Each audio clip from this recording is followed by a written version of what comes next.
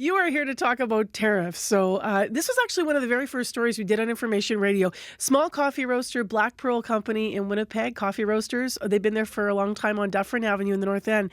And he was raising, Travis Boyd there was raising, that we could actually start spending more for coffee because of tariffs.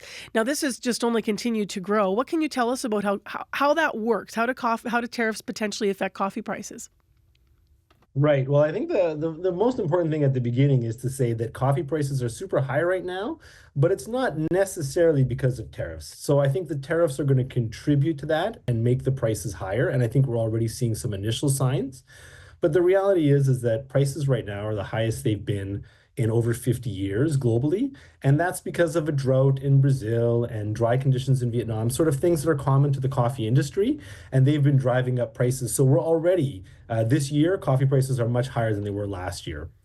So, the tariffs now are going to contribute to that. But it's tricky. So Canada doesn't have tariffs on coffee coming from the US.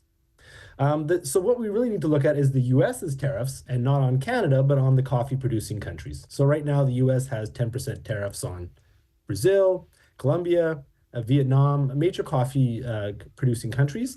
And they could go higher, especially with Vietnam, depending on what the US negotiates. So that's really where the tariffs are going to come in. And if they drive up prices in the US, we are integrated with the American economy in coffee as in anything else, and it's gonna drive up prices here. So this is roasters that might buy their beans through that U.S. market and from those other countries then that may be affected. Can Canadian roasters buy beans straight from farmers? What's the reality of that? Right. So yes, and no. So you can buy direct and have them shipped to Canada. So the complicated thing there is that the big companies, they have their integrated supply chains. They might have their roaster in the US, and that's a very expensive operation for them, right? But even the smaller companies, they have to often, so I'll give you an example. I know of one company that has 23 coffee roasters as a group. They buy their coffee because they buy it in bulk.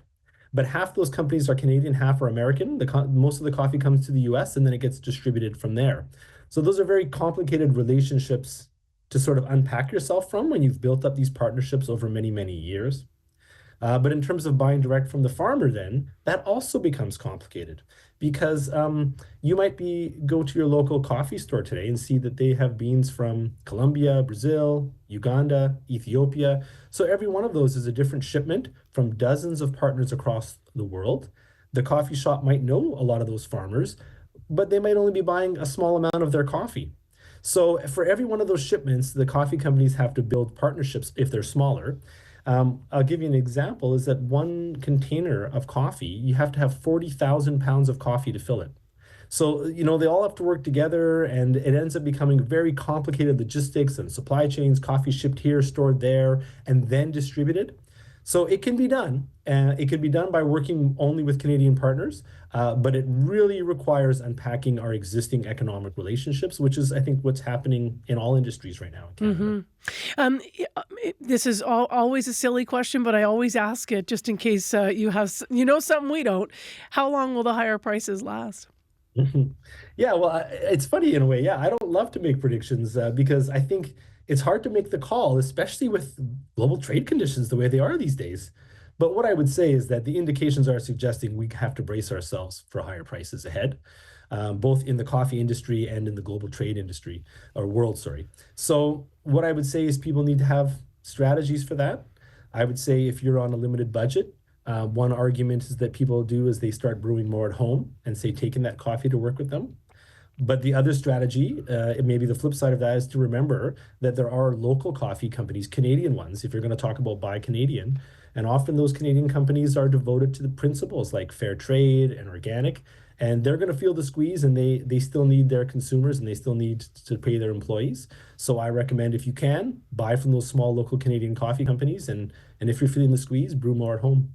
Thanks so much for being with us this morning, Gavin. Appreciate your time. Thanks for having me.